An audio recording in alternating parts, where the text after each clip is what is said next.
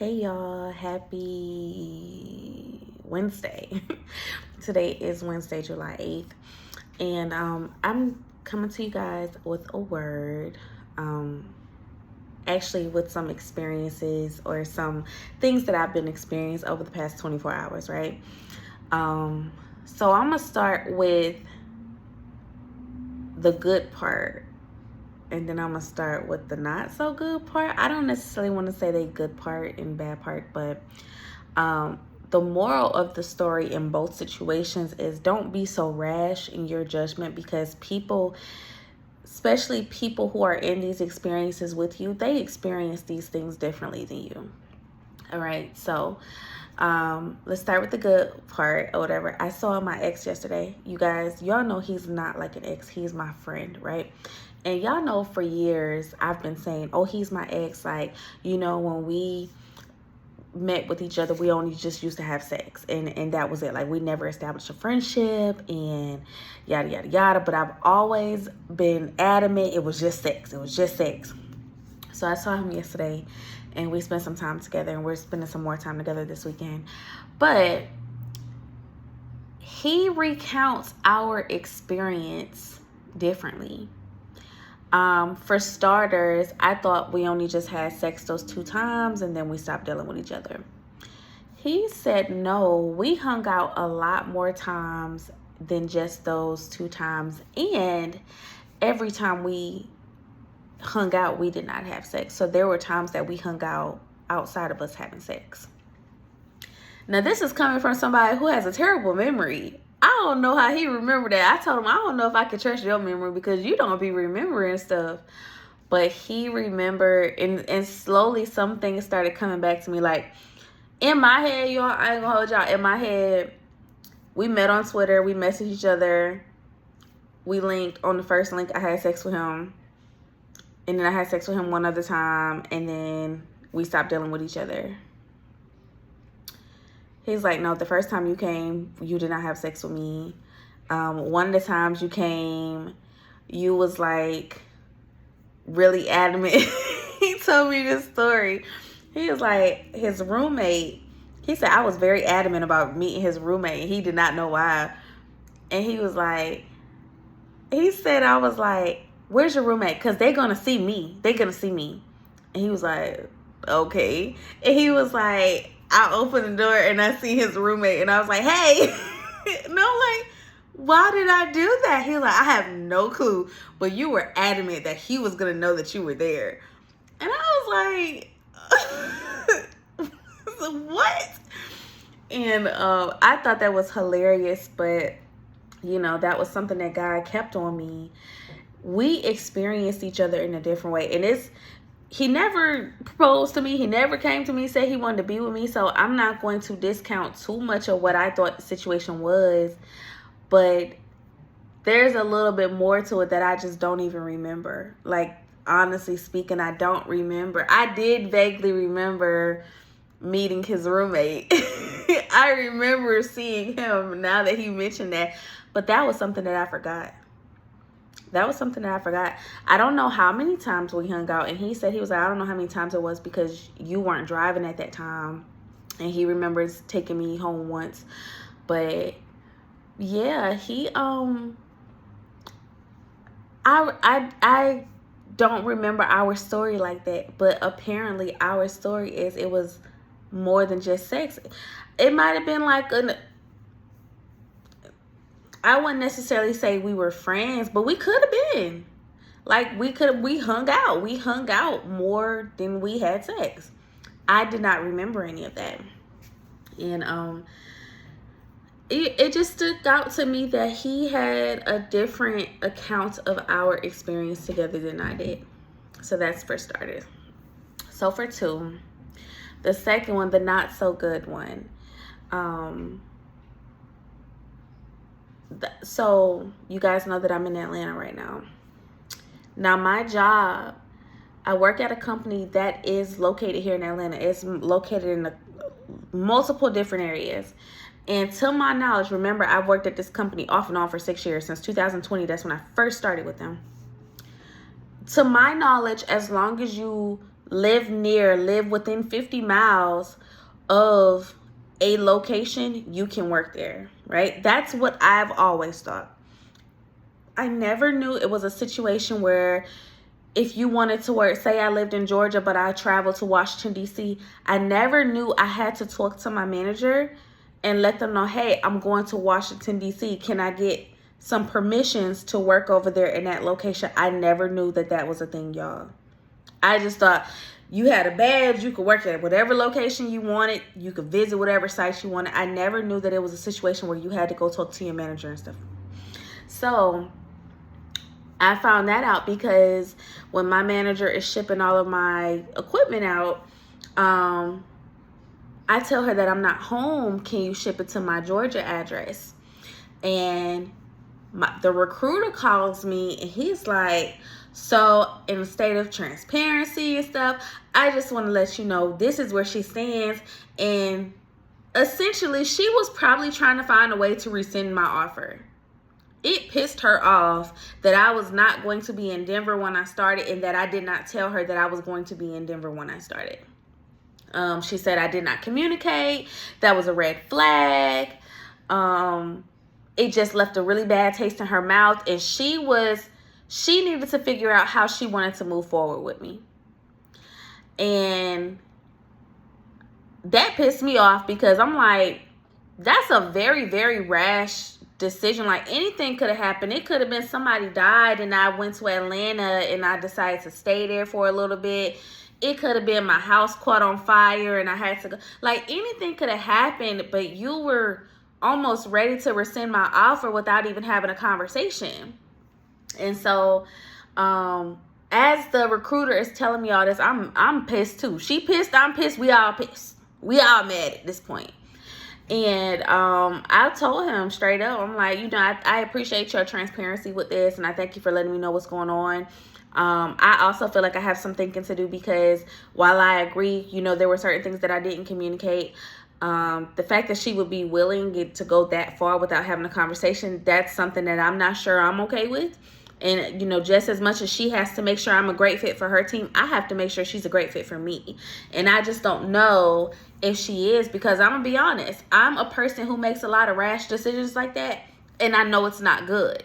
And it's something that I'm working on, but I do that. And so, I said I will also be doing some thinking as well. And so, after that, I got off the phone and I was so mad. And what I ended up doing is I was going downstairs to go clean my car, organize my car.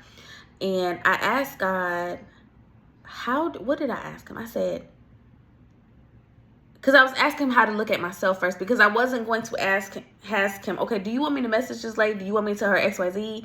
Like, what do you want me to do? I asked him, what is he trying to show me? That's what I told him. What are you trying to show me right now? And I opened my Bible and he led me to Numbers chapter 24. And if y'all remember in Numbers chapter 22, Balaam called for Balak, or Balak called for Balaam to come and curse the Israelites. That's in Numbers chapter 22. That's when he first comes for him. And then in Numbers chapter 23 is the story with the donkey and stuff. So in Numbers chapter, and that's when he first starts trying to curse the people. So in Numbers chapter 24, that's when he tries to curse them the very last time, the third time. And that's when like Balak is like mad. Like, I'm mad because I keep trying to tell you to curse the people and you blessing them instead. I'm trying to get you to curse them and you blessing them. And Balaam had to remind him, listen, I told you from the beginning, I can only say what God tells me to say. But somewhere in there, as I'm reading that in verse chapter 13, I remember, and I don't remember what it says, but I was just reading it. And I just felt Holy Spirit tell me to tell the truth. So he said, call them and tell the truth. Call them and tell the truth. And I'm like, tell the truth? Now, y'all know what the truth is. The truth is, I was about to experience homelessness in Colorado, so I had to come back to Atlanta to make sure me and my son had a place to stay, right? And we were going to stay here until school started. School starts in Colorado August 24th, so we were going to be here around like August 15th, a week before school starts, so that we can move back and transition easily. But we were going to be here till mid-August. Y'all know the truth. They didn't know the truth. When I messaged her and I let her know to send it here because I was in Atlanta, I told her I was vacationing, right? So I just told her I was vacationing. I'll be honest, I did not say how long I was going to be here, but I said I was vacationing. You can send it here. So when God told me to tell the truth, I was just like, what truth? And so I ended up calling the recruiter, and I left a voicemail, but he called me back, and I told him what it was. I said, listen, and since you were transparent with me, I'm going to be transparent with you. I said, we had to leave Denver because we were about to experience homelessness, and we came to Atlanta to make sure we had a place to stay.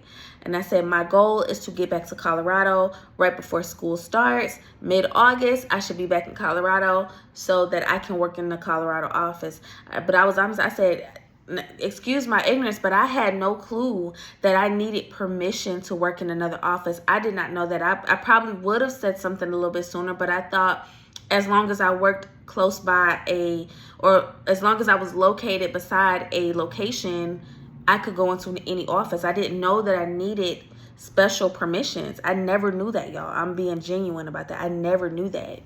So I told him that, and we talked for a little bit and stuff, and he was like, well, you know, he was like, they don't tell me what's going on, so I don't know what's going on right now. I'm hoping to have this, you know, sealed up for you by the end of the day. You know, either way that it goes, I'm going to tell you what's going on. He's like, I want you to know that as somebody who has a lot of pride and stuff like that, and he kept saying it, and that's how I know God was talking to me about my pride. He kept saying, as somebody who's prideful and stuff like that, you know, I understand you not wanting to say anything, and I commend you for saying something now because, you know, I probably wouldn't have said anything and stuff like that. So that was that. And so I told my ex about this. Now, for some reason, God would not allow me to tell my mom. He kept telling me, do not tell her, do not tell her, do not tell her. And so I didn't. But what happened was the guy ended up calling me while I was on a phone call with my mom. I got off the phone with her. I talked to him for about 30 minutes. They're allowing me to keep the job. I am going to keep the job. And the manager emailed me, and she told me what, you know, how she felt, which, you know, as aggravated as I am about the situation, I love a person who is straightforward. Please tell me how you feel, because we can address your feelings straightforward. Don't lie to me. Don't try to sugarcoat how you feel. Give it to me straight so I can approach it straight, so I can talk to you straight. I don't want to walk on eggshells with nobody. I'm too grown. I have a very direct approach, and I appreciate somebody else's direct approach. She's very direct. I love that. I give that to her.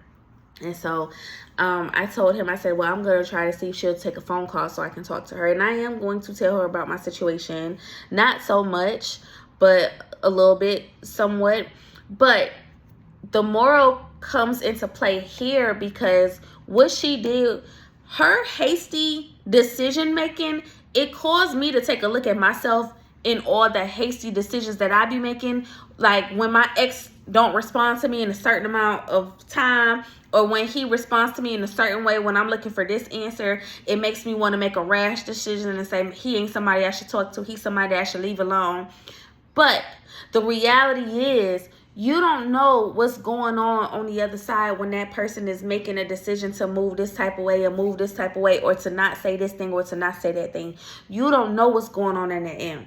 That lady sees it as a front view. She just see that I'm vacationing and I ain't told her nothing. She don't know nothing about what's going on this end. The same thing when I be rash with my ex. I'm just looking at the fact he ain't respond like this and he ain't respond like this. I don't know. He probably done erased that message 20 times because he's trying to figure out the right words to say. You're not experiencing life the same way as somebody else. And when you have these not so nice interactions, you have to be able to give grace. You have to be able to humble yourself and give grace to another person, because you have no clue how that person is experiencing life on the other side of that interaction. And we be so rash and we be so quick to judge because we think that things are black and white, but there are so many other colors in the rainbow. There are so many other colors that we miss. And then we be ready to cut people off and cut opportunities off and just move away from stuff and just not talk to people anymore without really seeing things as a whole thing. And that just humbled me a lot, because I have a sister that I don't talk to right now. We have the same, she's the only sister that I have the same mother and father with. And we didn't fall out, but she let it be known that she did not want to deal with me anymore last November. And we have not talked since then. And I've been cool with that, because I'd be quick to say, if we wasn't blood, you're not a type of person that I would like anyway. So I'm cool with not talking. But it just, again, that grace and that humility. And remember, y'all, in that word that I said, in that position for elevation, you have to humble yourself. And sometimes humility looks like you telling somebody something that you wouldn't tell anybody. Sometimes humility looks like you forgiving a person, or you being understanding for some stuff that you really wouldn't understand, that you really wouldn't vibe out with. But you be understanding because you don't understand what that person is going through on the other side of that interaction. Don't be hasty because you don't know what we are all living in life, but we are not experiencing the same life. Have you ever seen two kids who have grown up in the same household and they live two different ways because they have two different experiences of what happened in that household? Me and my siblings are the same way. We all three live with the same mama, and we all experienced her a different way. And we all have turned out a different way because of what our experiences are. So it just, it's a not a plea, but that's the word that comes out. It's a plea to really humble yourself. Even me, like when it comes to my ex, like, it make me wonder how he still deal with me. Again, I don't know. And unfortunately, he's never going to tell me, like, if our interactions back in 2013 meant anything more than what I thought. I thought it was just sex, right? He could have been like, girl, I've been loving you since 2013. He's never going to tell me that, because he just that hard about it. He never going to tell me that. But what if that was that? But I've been saying this whole time, it was just sex. It was just sex. It was just sex. And then I've been easily able to cut him off because it's just sex. It's nothing. It's just sex. I don't even like you. You're a monster. You're this. You're that. And it's just like, it just make me think, what was his experience? He has a completely different experience. I don't know what he was experiencing on the other side of our interactions. I have no clue. So it just really humbled me, and it's a humbling process on both sides. You gotta humble yourself when it's the good things, and then you gotta humble yourself when it's the bad things as well. When it's the things that you don't necessarily like, you have to humble yourself. You have to be able to have that grace for other people, the same grace that God gives to us. And God says in Romans chapter 11 that grace is undeserving, and it's not deserving. Like, there's nothing that has said that I deserve this job. There's nothing that said that I don't deserve it, but there ain't nothing that I did that I do deserve it. I have this job because this is where God wants me. And like it says in Numbers chapter 24, whoever blesses you, I will bless. I think it says that. And whoever curses you, I will curse. So it don't matter what somebody else is doing. It matters what God is doing. But you got to understand, God do what he do because he wants to. It's nothing that we're doing that makes God choose to do certain things with us. God does what he wants because he wants to. We are not deserving of his grace and his kindness. It is free, but it's undeserving. It's nothing that we have done that causes us to pull this stuff in. And so, yeah, both of those experiences, and I feel really emotional. And I'm probably gonna cry at some point in time. I don't know. I still been aggravated about the job thing, because it's just like, for me, like, even having to tell anybody that it's embarrassing. And I know it may happen to people, but it's embarrassing. And it's just like, honestly speaking, y'all, I'm gonna be real. I can work from any location. I didn't know that I needed to get a manager's approval to do that, but I can work from any location. And that's probably why she could not rescind the offer, because the policy is, as long as you live within 50 miles of a Pulse Point location, you can work there. Now, it'd be one thing if I received my offer in Denver or I received my offer in Atlanta and then I moved to Rhode Island where there is no location. That'd be different. They can rescind the offer there because now I'm outside of company policy. But I'm inside the company policy. I can work from any location. But I'm just thinking, like, that was really enough for you to be like, you would rescind the offer?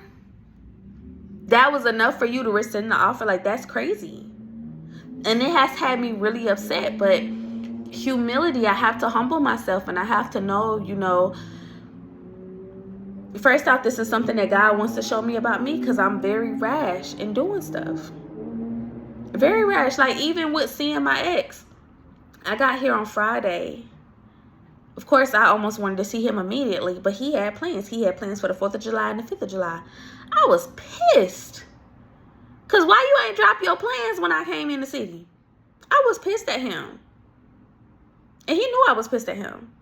And he was like, I'm loaded today and tomorrow. Do you have anything next Saturday? I got to wait a whole week to see you? I almost told him don't even worry about it, but I didn't. But he knew I was mad because when he texted me on Monday, he said, good afternoon. I wanted to see if you had anything planned tomorrow, because if you're up to it, or if you're feeling up to it, we can see each other. I have some time before work or something like that. He knew I was mad because he said that if you're up to it, because he knew it was a chance I wasn't going to be up to it. But it was just like, I don't know what goes on the other side of our interactions. I don't know what things he have to move around, or what plans he canceling, and I would never want him to do that. But again, I don't be knowing what's going on the other side of an interaction when I be so rash and I be ready to be mad at him, or to just call things off and to just say we shouldn't deal with each other. I don't be knowing what's going on the other side of the interaction, but because I be so rash and I make hasty decisions, I put myself in a situation where I then got to go back and apologize for what I just said, or not even apologize for what I just said, or apologize for what I said. Like, if I say I want to cut things off, now I got to go back and say, well, I'm sorry, because I didn't really mean that. I don't be going off on people no more, but like, now I got to go back. Now I done cut things off with you, but now I got to go back and say, yeah, you know what? I didn't really mean that. Stop making hasty decisions. You don't know what other people are experiencing on the other side of these interactions. You just don't. And again, it humbled me in this way because I had been thinking all day since yesterday, he had a different experience than me. I've been thinking that since yesterday. Since he told me that story. Because I started texting him about it last night after we saw each other. But since he told me that story, I was thinking like he had a different experience than I did. I was there and I don't even remember any of the other stuff that he asked. I mean, that happened between us. I don't even remember it. He had a different experience than me. And then I meet with this lady today, or I talked with this manager, this recruiter on behalf of the manager. And again, I'm having a completely different experience than her because she just think, oh, I'm just partying out here because I told her in the email I'm vacationing. So she just thinks that I'm just partying here and I'm just bad with telling time, or bad with managing my time, and bad with communication whole time. At what point during the interview process do you tell anybody that you're about to be homeless and you gotta move to avoid that? When do you say that to anybody? At what point during an interview process or a conversation do you say, hey, to avoid living in my car, I'm about to move back 20 hours away and I'm gonna be there to post my start date, so I need to start there? When is a good time to say that? You know, I could absolutely do better with my communication. It's probably some things that I could have said to her that maybe I didn't have to reveal what was really going on, but I could have. But I honestly did not even think that it was going to be a problem me starting here in Atlanta. Like, I really did. That's my ignorance, though. That's my fault, and I will eat that. I will accept that. But yeah, and I don't know how she's going to feel when I tell her the truth. Honestly, it's not for me to change her mind or anything like that. But I do want to set it clear, because what I'm not going to deal with is any type of disrespect or, hostility, for a work situation. I don't want to deal with that. So I'm happy that she's direct. And that's why I want to have a direct phone call with her, a direct conversation, so that we can move past it. So we can move past it. And when we start fresh. I'm in a more settled position and we're good. And she'll see it don't matter where I work. I'm going to get my work done. And again, like I said, I see where the communication, like where she's upset with, because pretty much my position is I'm going to be her +2. So she's the director. But when she's out of office, I fill in for her. I'm going to be directing a team and providing them with support. I'm her +1. When she's not there, I'm her proxy. So I can see where it's kind of like, dang, you the step parent. Can I leave my kids with you? Can I leave my business with you? I see that. But again, it's still that rashness, like, but we all do that. We all make these rash decisions. We all jump to the conclusions without even having no type of fact about the situation. Like, be honest, sit with yourself and ask yourself, when the last time you jumped to a conclusion without having all the facts? You just went off of what's in front of you. You ain't asked no what, when, where, why, how, who. You ain't asked nothing. You just, I'm going with what's right here, because I'm going with it's black or white. You forgot all the other colors of the rainbow. You just said it's black or white. It's this or this. You ain't even give room for it to be nothing else. Who can be honest and say, yeah, I do that. Yeah, I just did that earlier today. Yep, you know what? I did that last week at the grocery store. Who can be honest and say that? I'm going to be honest. So, yeah, that is the word that I have. Just don't be hasty, you guys, because you don't know what people are experiencing on the other side of interacting with you. In no way, shape, or form am I ever going to make excuses for somebody being disrespectful or anything like that. But again, it's no different than when you at the grocery store and the cashier might be rude or the manager might be rude. You don't know what they dealt with. I'm not making excuses for them. I'm saying you have to check yourself. You have to make sure you're in right standing. If it's two people and God is looking for somebody to be humble, God is looking at you. He's not looking at how they responding to you. He's looking at you. He's looking at how you're acting in this whole interaction. He gonna deal with them on the latter end, but God is dealing with you. He needs to see how you move, how you're going to navigate this situation. So make sure you're in a position where you're always humbled and you're not just making rash decisions, just going off of what the information you know. That's all. I love you guys, and I will see you on my next word.